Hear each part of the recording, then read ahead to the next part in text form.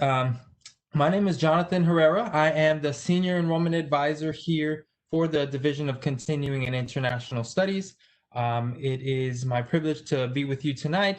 We've got a few speakers lined up to help you understand a little bit more about the coaching profession, the coaching program, what you can do with the certificate, all the opportunities available to you. So again, very excited that you all are here with us tonight, and we'll go ahead and get started. All right. So here today, what we want to do is within the next hour, we really want to unpack the program, unpack coaching and the impacts that it's going to have, that it is having in the world right now. Just so you know, if you are unable to stay for the entire session, that's completely okay. We understand. We're actually recording this, so we'll be able to go ahead and get you a copy of that. All right. We do ask that if you have any questions, feel free to go ahead and add them into the Q&A section. What we're going to do is we're going to go ahead and save those for the end of the lecture so that we can get through all of those questions for you guys, okay? And if you want to take note of this phone number here listed, 305-284-4000, that is our office's main line where you can speak with an enrollment advisor. And just so you know, our office hours are from 8 a.m. to 7 p.m. So enrollment advisors are there to guide you through the enrollment process, help you with payment plan options, which we'll get into a little bit later. Anything you need, they'll be able to help you with that. So make sure you make a note of that phone number there. Also, connect with us on social. We are very active on social media. We do often post things like this, as well as other resources, case studies, testimonials. And it's really a great way to connect with former students who have gone through the program, kind of see where they're at. There's just a lot of great information there. You can also join us on LinkedIn. Great way to continue to network outside of the course. As I mentioned earlier, this program is offered through the Continuing Studies Department here at UM. If you're unfamiliar with the Continuing Studies Department, we have over 70 credit and non-credit certificate programs. We do programs for kids all the way from high school age all the way. So there's a little bit of something for everyone. Most of our programs that we do non-credit certificate programs, such as this coaching program. We also have programs in human resource management, paralegal studies, pretty much you name it, cybersecurity. So if you're interested in learning something, a great place to visit would be our website, dcie.miami.edu. You can see it listed right down there. And you can, as well, you can call the enrollment advisors if you don't see what you're interested in. Maybe it's just a little bit tough to find on our site, but they can walk you through all of the options. As I mentioned, we definitely have a treat for you guys here. Tonight, you're going to hear 4 different perspectives on coaching. We have 2 instructors and we have 2 students. So a little bit about our instructors. So Margaret Crickbaum is actually our lead instructor for the program. She's a master certified coach. She's the lead instructor here for our coaching program, has been with us for several years, helped to develop the program. She's got over 24 years of coaching experience and a global practice experience and from the law field, the law industry. Agnes Mura is a global coach-based consultant and master certified coach to C-suites, boards, senior executives, owners of closely held firms, and emerging high potential leaders worldwide. She's also an instructor for the UM Certified Professional Coach Program. Okay, Allison Jocelyn, she is an executive coach, speaker, former senior executive, and a 2019 student here of our program. She has demonstrated 20 years of delivering results in a variety of biopharma companies. She is currently working with executives to help navigate a variety of leadership challenges. And we also have Javier Vasquez with us today. He is head of Visa Consulting, and he has held roles in brand marketing, finance, and consulting across multiple markets, including Brazil, Mexico, Europe, and Asia. He is a current student here with us and a mentor of various Visa team members. And he is surely on his way to get certified as a professional coach. So you'll be able to hear from all of our speakers here today. Okay. So real quickly, just a quick agenda. Today we're going to talk about Well, first of all, I know a lot of you are interested in getting that 10% discount for tuition. We're going to discuss that towards the end on how you can go about getting that. But the bones of our time here today is going to be spent on topical conversations about the impact of coaching from these speakers. We're also going to talk about how to go about obtaining your certification.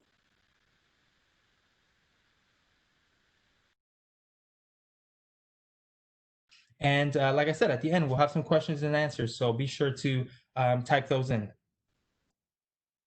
My own personal welcome to everyone who's attending the call. I'm so excited you're here, and I'm particularly excited as well that my three colleagues are here, Agnes, Allison, and Javier. I'm always delighted to talk about coaching and about this program.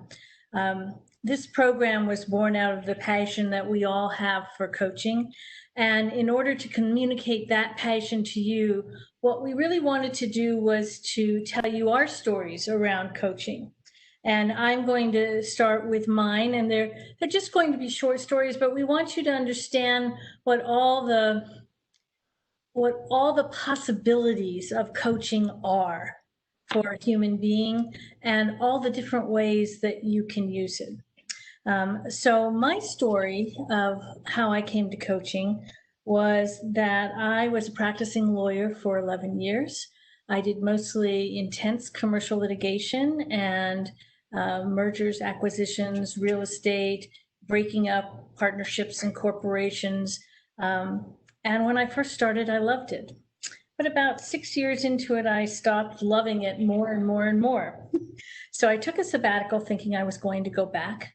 And every day I woke up thinking I was supposed to do something different in the world than be a lawyer. And one of my legal clients sent me the very first article on coaching that appeared in a major magazine back in 1993. And at the top of it, she wrote, "You do this for us all the time. You should get paid for it." And I thought that was really interesting when I read the article about coaching. And so being a lawyer, I did my own due diligence. I talked to 60 coaches. And at that time, coaching was an incredibly new profession. There were probably 100 coaches in the whole country. And what really impressed me about those conversations were two things. The first was how giving these people were of their time and their energy. They sent me their documents. Nobody tried to sell me anything. They just shared. And shared with my success in mind and with my decision about whether to do this in mind. And I talked to all the coach training programs. There were 8 then. There are over 500 now. And decided that what I loved about this profession was the way it held people. That rather than being an expert, I got to be a witness to other people's greatness. I got to be an inquirer. I got to be an explorer. I got to help people find the very best of themselves and use it more powerfully, both internally and externally.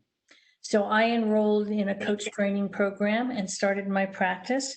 And my practice evolved into being a multinational practice. I currently have clients in 13 different countries and 16 different professions and 14 different time zones, which sometimes gets hard to keep juggling and remembering. But what I learned out of all of that was that learning from my clients is the greatest gift in the world. And being a partner with them rather than being a teller of what they should do was also the greatest gift in the world. And everything about coaching deepened every single relationship I had. And today I have clients who range from a feng shui practitioner in London who's world renowned to the CEOs of 2 Fortune 100 companies and a little bit of everything in between because I love variety. You'll find some coaches who niche or niche, however you prefer to say it, and stay in a particular lane or a particular profession, but I love variety.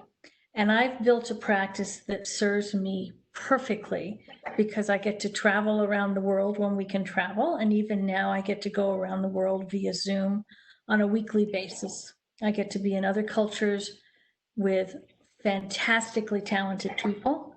And every day I'm grateful for the decision I made to become a coach, which was risky at the time because no one knew what coaching was.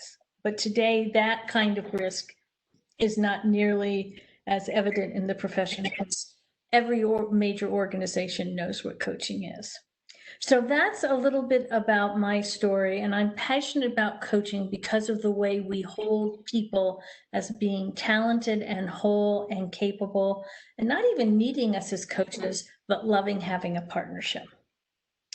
So with that, I'd like to introduce my friend Agnes Mira.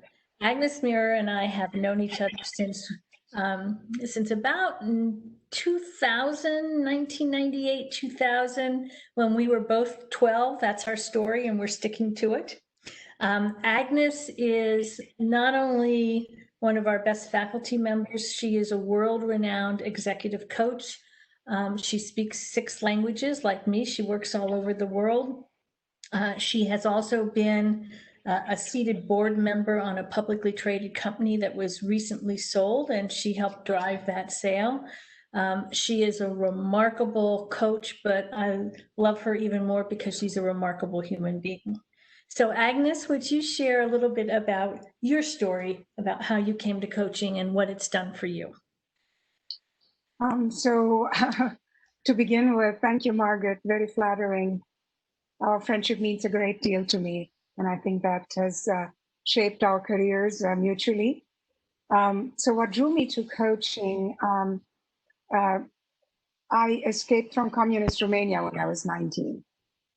And that's Eastern Europe. It was before 89. So I was packing 5 languages between my ears and a lot of world literature. Not much else. A little suitcase of about this size. In Britain and then in Germany, I became a philosophy and linguistics professor. For family reasons, eventually I moved to California and was recruited, surprise, surprise, as an international banker, thanks to my languages and my apparent people skills.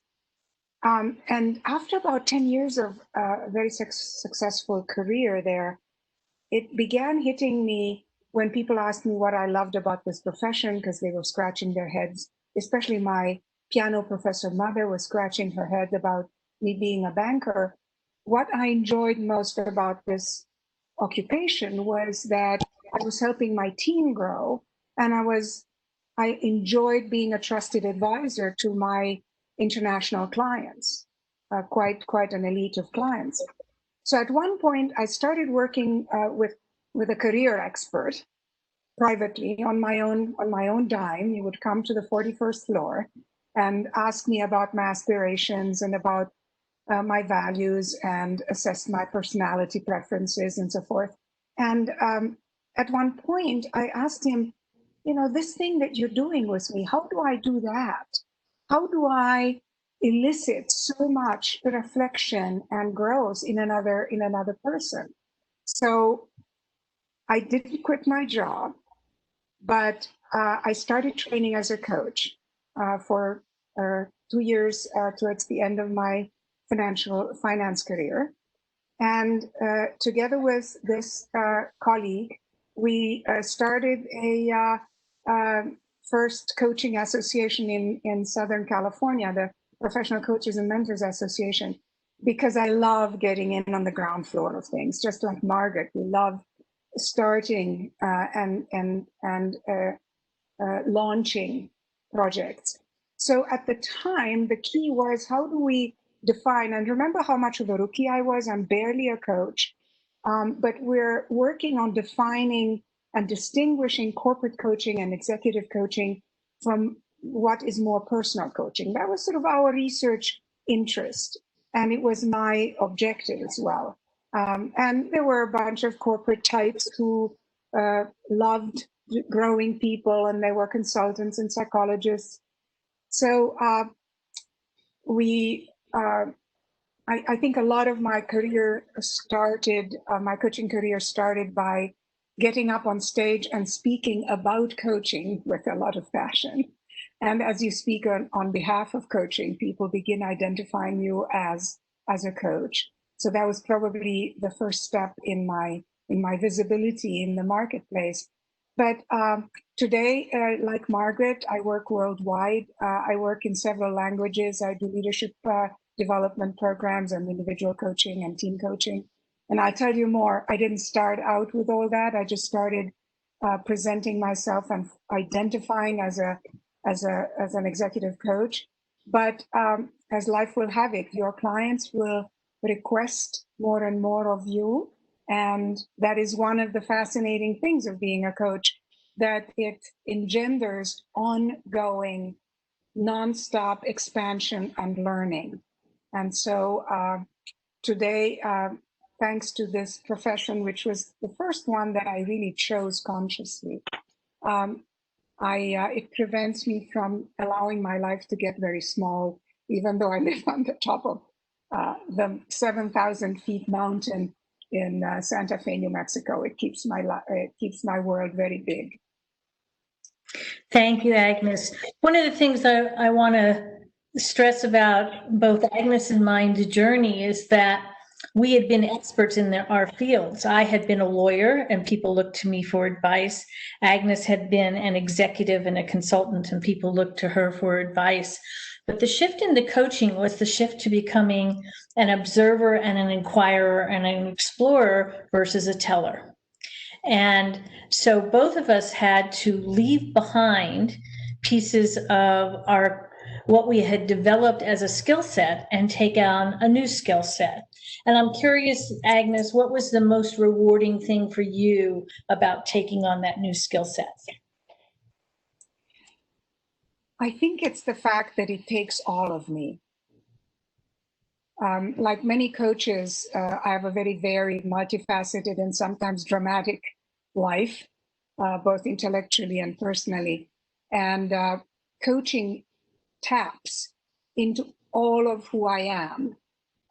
It galvanizes, it recruits all of your reading, your experiences, your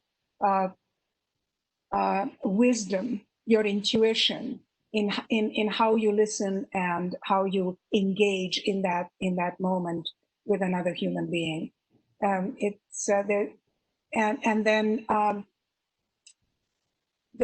the other extraordinary benefit is that if you, as I did, keep teaching coaching and giving away all your best ideas and all your frameworks and everything you think you're inventing or you're discovering with your clients, it forces you to continue to grow. So we all become sponges. We remain curious about human beings, about adult development, about the neuroscience of how people change, about the neuroscience of communication, of group dynamics. It's such an extraordinarily enriching field. And as Margaret said, we may niche at the beginning. My first coach actually advised me not to try to be everything to everyone, but to define myself as a professional executive coach who works with mid to senior managers. And he said, you will attract whatever people value the most in your work. And so by engaging so much of our experience, it pulls out whatever's necessary in the moment. And the other fascinating thing is that it's a symmetrical relationship. There is, Margaret used the word partnership earlier. At any time, one feels that the client could turn around and be my coach. If they use the same approach of profound listening, engagement, inquiry, curiosity, these are conversations between adults who partner in discovering something that neither of them alone could have perhaps languaged. It's magical. Thank you very much. Thank you. You know, this place of being an observer and explorer and being profoundly curious and profoundly a deep listener, which is where all of coaching arises from, is, I think, one of the places where we excel as a program. And I'd like to introduce a couple people who have been through our program, who might be able to give you some perspective as well. The first person I'm going to introduce is Allison Jocelyn. She's going to talk to us next. Allison comes to us and came to the program from a biopharma background. She's also worked internationally. She completed the program just recently, has our second speaker. She has started her full-time coaching practice and is using her skills as a professional coach. So Allison, I'd like to ask you to come forward if you would. Sure. Terrific, thank you. And Allison, I'd just like to start by asking you what drew you to coaching? So I would say the seed was planted for me some 20 years ago when I was working in the pharma industry, and I had a very nice opportunity to go to Venezuela as the first female general manager in our company and the only one in the industry in Venezuela. And I arrived in Venezuela with enough Spanish to be able to ask for a beer and no more. And my company, thankfully, had enough insight to hire a coach to help me through the transition process. And I had no idea going into that what a coach did or who a coach was. But I can tell you it was by far the best professional and in many ways personal development process I ever went through in my 30 more or less years in corporate. That was kind of the seed. Along the way in my corporate career, which was a successful career and one I enjoyed very much, I came to realize that what I really loved, and it sounds reminiscent of what Agnes just shared with us, was developing people and developing teams. And I think that's where my success came. So when I got to a point where I was going through one more change in a company, and thinking about what I wanted to do next, I decided that the time was right where instead of taking another corporate role that I found less and less interesting, I really wanted to focus on the part of the work I had done that brought me the most joy and where I thought I had the greatest opportunity to add back. And that was to move into coaching. And so, as you said, my focus now is really on helping executives, senior executives, high potential executives, and sort of rising stars to be able to achieve their potential. Thank you. Your class was an interesting mix of people because in addition to people like yourself who are working with executives, we had a number of people who were teachers who were taking coaching back to the classroom. We had a couple doctors who were taking coaching back to their skill set of working with patients, a couple HR managers. We also had one person who worked with at-risk women. I'm curious, as you think back on that lovely group that you went through with in the program as well, what was the most important thing for you as you went through the program, either in terms of the content or in terms of the environment? Oof, there were so many things, Margaret. It was really, I loved that course. And I found myself today kind of reflecting on the course as I was getting ready for this afternoon. I would maybe, if I can, say a couple of things. One, I think I came into the course, even though I'd had the experience in coaching, still thinking that coaching was more of a telling and guiding type of function. And so it's been a profound experience for me. And it sounds very trite, but to really start to understand what it means to listen, to create an environment where somebody can start to discover for themselves what their solutions are, but with our help and our support. And that was a complete shift for me. and one that I think I appreciate more every day. It makes me reflect back on my career and think, wow, I wish I'd had these skills back then, because I think I would have been a far better leader had that been the case. The other thing that I think was really wonderful, and I would just like to recognize you and Agnes and the rest of the faculty, is that the faculty brought so much richness and variety to what we were learning. We went through a number of different modules, and every module was taught by a different faculty member. And everybody brought their own style, their own expertise, and their own experience. So you got to learn from a whole different group of people, but who were all at a very high level. And I think what made it particularly special and helpful as a student was not just the level of expertise, but also the accessibility of the faculty. I mean, every single person that we worked with was available for questions, for calls, receptive. And, that was just enormously helpful as we're kind of going through this process and learning and discovering, and then starting to think, how do we now take this forward into something, at least in my case, which I intend to make a full-time profession of. I'm also curious from a personal level. You mentioned that it was profound for you to start really staying in that role of helping people discover for themselves. Was there anything that you thought was a key area of personal or skill set growth for you out of the program that, as you think back on it, you say that was a surprise for me?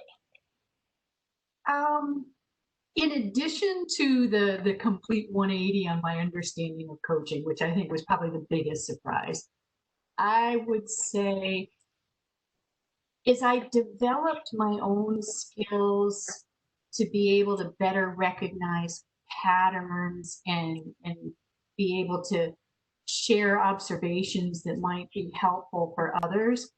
What I found is I started recognizing more patterns and more behaviors in myself that gave me many more tools to be able to engage with people in a different way than I had been before, and in a way that I find is working better for me. And it's been a lot of fun to learn in the class or do some of the reading that's been recommended for us, and kind of have these aha moments of my own and say, oh yeah, I recognize that. That would be me. And then be able to go back and start to think about things, just as one story. I think we had a discussion, it might have been in your module, Agnes, when we talked about the disease to please. And I recognize that this was something that I have probably been challenged with my entire life. And, went back and started reflecting on where that had become relevant in my own life. And I would have these little moments where I would just suddenly think, I'm doing it. I realize I'm doing it, and I've got to stop doing that. And then I could make a choice that I think served me better. Terrific. Thank you. As you speak, I'm reminded again about all of your participation in class and how dedicated both you and Javier, who we're going to go to in a minute, were to the learning.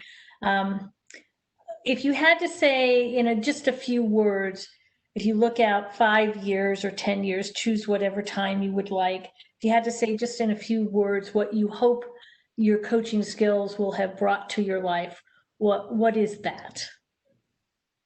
Oh, I hope I'm going to be saying some of the same things that I'm hearing from you and Agnes today, that I've been able to work with and support, learn with clients from all over the world. And that I feel that I, on the one hand, have been able to help them to achieve some of their goals, but I in turn have benefited and grown as a person through my interactions and partnering with them. Terrific. Thank you so much. I really appreciate your contribution, and thank you so much for being here. Hang out a little bit while we listen to Javier, because I'm sure we'll have some Q&A. So I'd like to bring forward Javier Vasquez. Javier was in the same class as Allison. Javier is in the middle of a career as a senior executive internationally with Visa. He does most of his work right now in Latin America. He's one of the many people from Latin America and Central America who come to as part of either their executive education or because they want to become a coach. And Javier, like Allison, has been a tremendous asset and addition to our program. And Javier, where I'd like to start with you is to ask you the same question that I asked Allison to start, which is what drew you to coaching? Perfect. Thank you. Good afternoon, and thank you for inviting me to be here. At the beginning, the reason that I choose to start studying coaching is because in the company that I work for, we have a mentor program that we put a lot of effort to work around that. I'm a truly believer that we need to develop and to invest in the potential of the teams. That's why I decided to start doing some research about learning what is coaching. How can I improve my skills to continue giving mentoring to my peers, some team members, and also to some friends. And I discovered I start discovering a little bit the difference between coaching to mentoring. Something that you already mentioned, Margaret, that is a completely difference to being an inquirer and observer rather than a teller. I have been working for maybe the last 15 years in consulting. Then some part of my work is to give responses. And that is the opposite to be a coach. And that's why I decided to start looking to have and to learn the real process to get the skills to do this in another level. Terrific. And as you think about your experience in the program and what the most important learning was for you, what was that for you both personally and professionally?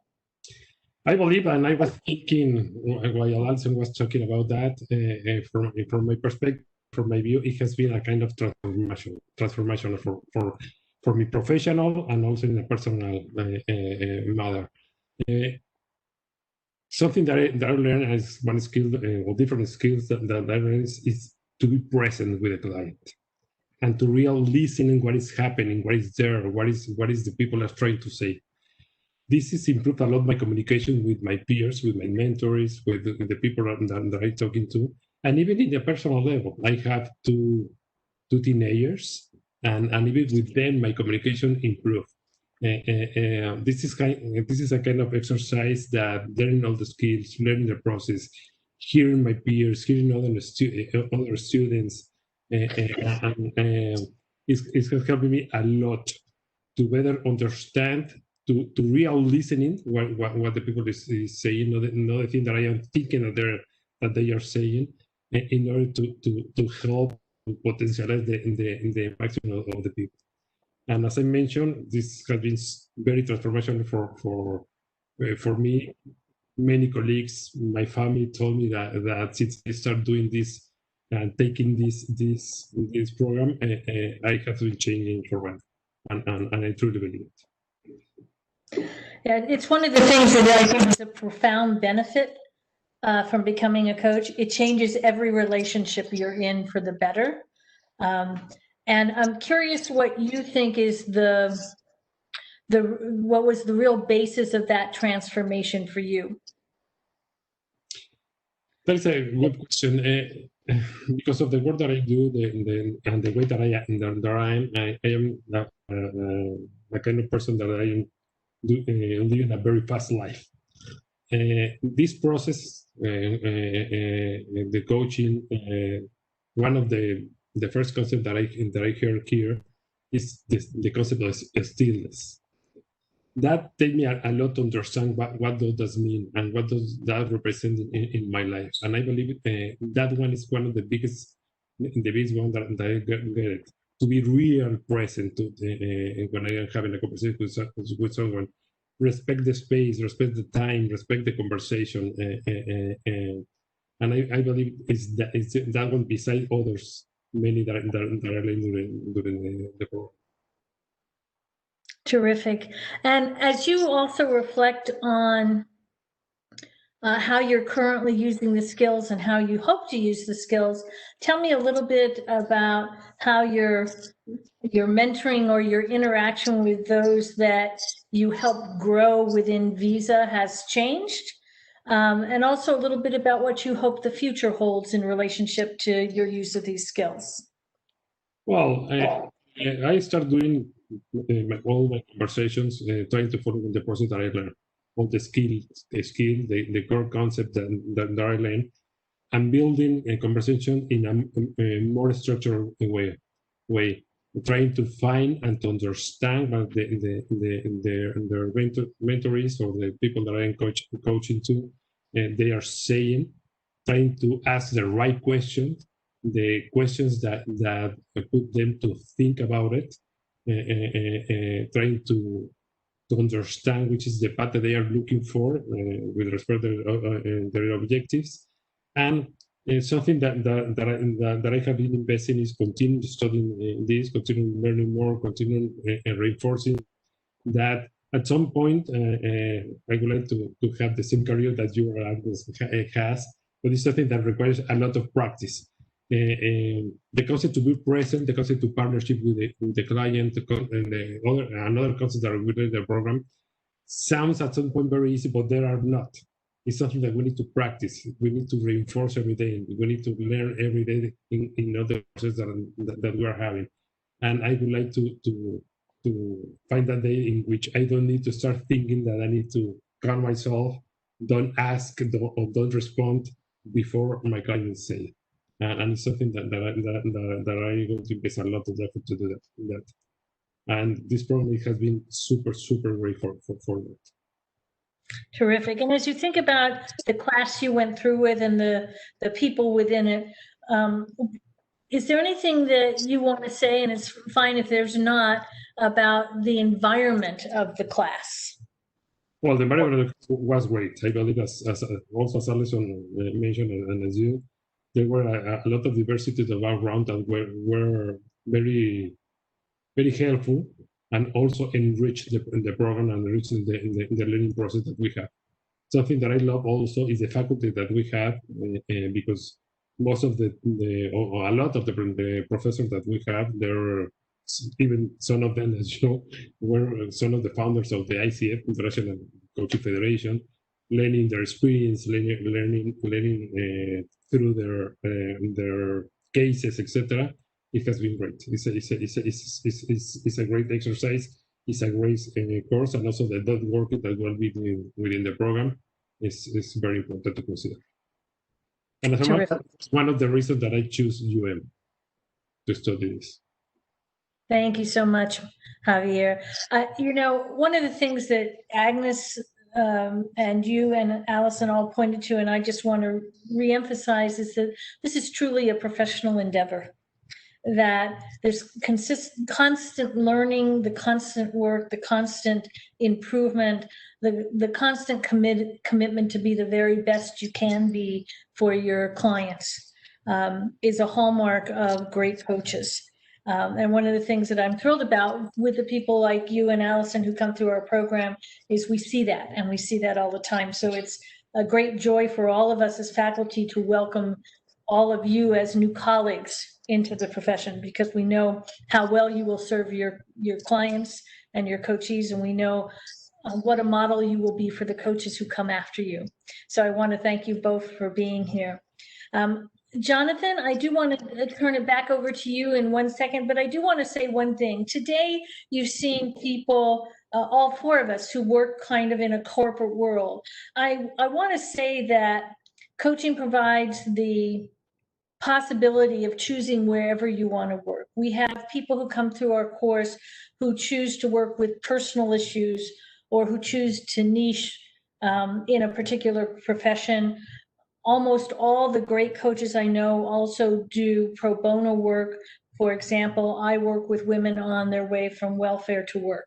It's some of the most rewarding and life affirming and learning work that I do. Those women teach me more than even some of my executives do, about how to meet challenge and about how to move forward in the face of adversity. So coaching, because we are a competency-based program, we teach you a skill set that allows you to be at choice as to how you want to use the skills and who you want to use them with. So I just wanted to say that as well. And Jonathan, I'm going to turn it back over to you to see if we have any questions from the audience that you'd like us to answer. Yes, so absolutely. Can you see my screen there, everyone? Yes. All right, awesome. So real quickly, before we get into the questions, did want to just cover some more housekeeping items, some really general questions that people usually have about the program is, when does it start? How much does it cost? So here you have that information. You can see our next class is actually starting up here rather quickly. We do still have space available in the course, but as soon as the class is full, we do close it off for registration. And so you're going to have to wait until the next class starts. So be sure to visit our website to register, and it'll be linked here at the end of the webinar as well. The cost, as you see there, $6,995. We do have 3 intense coaching weekends that will be held. Traditionally, they're held on campus, but with the situation that we're currently having, we're going to be holding those through Zoom. You're still going to be getting the same quality content. You're still going to be able to break off into groups within Zoom, and you'll be in class from 9 a.m. to 5 p.m. So you're getting tons of value there. For the remaining classes of the 11 months of the program, you're actually going to be meeting Tuesdays and Thursdays from 7 p.m. to 8:30 p.m. And you'll be able to hear from Margaret and a number of our other coaching instructors. And again, those are all going to be held via Zoom. So for those of you who are interested in enrolling, we do have a few payment options available. First and foremost, you can pay in full with credit or debit card right on our website. We do also offer payment plans. So if you're interested in paying over the 11 months, that $7,000 would be broken up over those 11 months. You can pay monthly. We also help students with student loans and third-party lenders. Most commonly, our students use Wells Fargo, but you can use any number of different banks. If you're interested in that option, please feel free to reach out to one of the enrollment advisors. We'll walk you through the entire process. It's very quick, very simple. And all we need is the approval, and we can go ahead and get you registered. So yeah, now we'll transition over to our question and answer And Jonathan, just one thing about the weekends. The weekends are actually scheduled. Allison and Javier actually were fortunate to be one of the first groups that went through a Zoom weekend. And we discovered that the best way to do those is we do 6 hours each of the weekend days.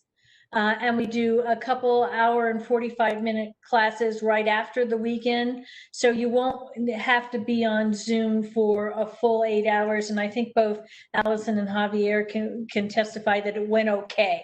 Got better, yeah. Okay, awesome. So Margaret, one of the questions I see here, I'll go ahead and send that over to you. It says, does the UM program and ICF accept coaching hours done before this course? The answer to that is no. The ICF and UM have a very clear standard, and our standard is taken from the ICF standard, that you cannot count coaching hours that you acquired before you started a recognized coach training course. So if you had prior coach training that is recognized by the ICF, you could count hours.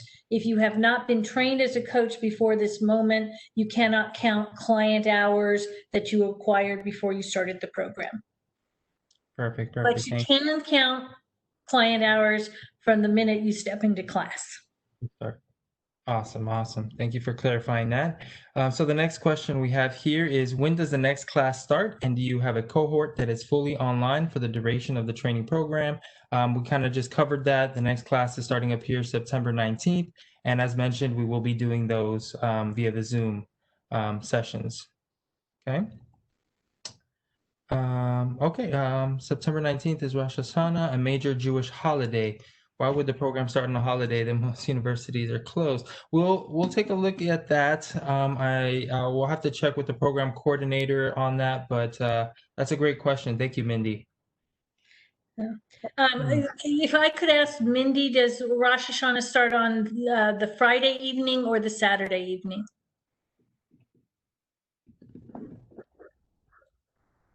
Yeah, I'm not sure about that one. We'll have to come back to that one. Yeah. Okay, the next question we have here. Can anyone speak of life coaching specifically and how important it is to have a specialty? Margaret, I'm sure you can speak to that. Yeah, so we actually don't use the term life coaching. We use the term personal coaching. Coaches either tend to coach business issues or personal issues, or in most cases, 99% of the cases, you end up coaching both. People are not so compartmentalized that when they walk out the door or into their office to get on Zoom for their job, that they change who they are. Who they are impacts how they work. Conversely, how people work and where people work impacts who they are.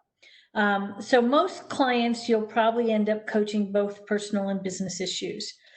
In terms of personal issues, I will be honest and say there are competing viewpoints and opinions about whether you need to have a niche or not. I've never had a niche my entire career. I've done both personal coaching and also business coaching, and still do to this day. There are people who will advocate that you need a niche regardless of whether you're in business coaching or personal coaching. And it's really a decision you have to make. And what I would encourage you to do is to remember that the competencies of coaching are the same, regardless of whether you're a business coach or a personal coach or both. So one of the great things that I love about our program is we're a competency-based program. So as you go through the program and you hone what you want to do with these skills, you can then make decisions along the way about whether or not you want to niche or need to niche, or whether or not you want to be a generalist, as I call myself a generalist.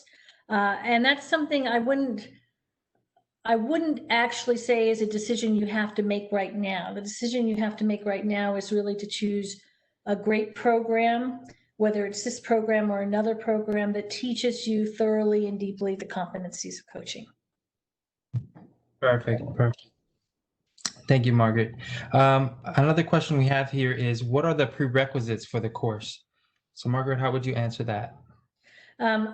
As I recall the prerequisites, you either have to have a bachelor's or you have to have, I believe it's 5 years of experience in the professional world, if I remember that correctly. Those are the only prerequisites we have.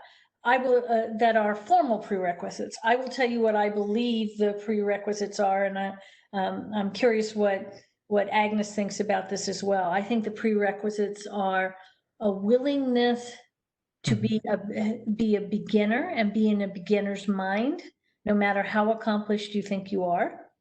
A willingness to be a profound learner, and a willingness to engage with the other people in your class in a real and substantive way. I will say this is a course, it is a real professional course, so it requires work. So there's also a willingness to work.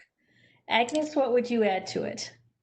To become someone that you can't even imagine you will be when you start on this path. It's a personal transformation process that you have to be willing to engage in. Very exciting. And I also want to just ask Allison and Javier, if you were saying to another student, how would you, what sort of being do you have to be successful in this course? What would you say? I would say it's also more about mindset and less about experience. I recall in our class, we had some individuals who had only recently, graduated from university all the way to, people who came from very different backgrounds, and some more senior, some less. That really didn't matter. It was all about exactly what you were saying, which is a willingness to learn, to listen, to put in the work, and to put in the practice. That was what was really important. I will say very quickly, more or less the same that you already mentioned, the ability to be open and to listen and to start as a beginner there. I have, as I mentioned, I have been doing a lot of years mentoring, and the thing that I was learning there, it was different, and it was really good. Then we need to be really open to start listening and to start learning since the beginning. Thank you. Jonathan, back to you. Awesome, guys. So we have just time for one more. Due to time, we're going to have to wrap it up. But so when does the next one start after September 19th? We have another start in the spring semester sometime in February. That's how we typically have done things. But of course, we don't live in typical times. So my advice to you would be to, if possible, get started here with this class starting up in September. Because as you know, tomorrow is not guaranteed. So you want to make sure you're enrolled. So thank you all for your questions. I want to thank you all for taking the time to stay here. As promised, we want to get you your 10% tuition fee waiver. In order to do that, all you have to do is call the phone number listed here to speak with an enrollment advisor. Again, our office isn't open right now, but tomorrow, starting at 8 a.m. All the way through 7 p.m., you can give us a call. We'll go ahead and get registered, walk you through that process, get you your tuition fee waiver. And again, you can learn more information by visiting the site listed here. That's where you'd also go to register. And lastly, we ask that if possible, that you can hang around to complete a short little survey after the webinar is finished. We would greatly appreciate it. And we do thank you all so much for joining us and taking time out of your busy schedules. Thank you as well to the speakers for your input and your insight. It was very inspiring. So thank you all, and we look forward to having you join us. Thank you all for coming.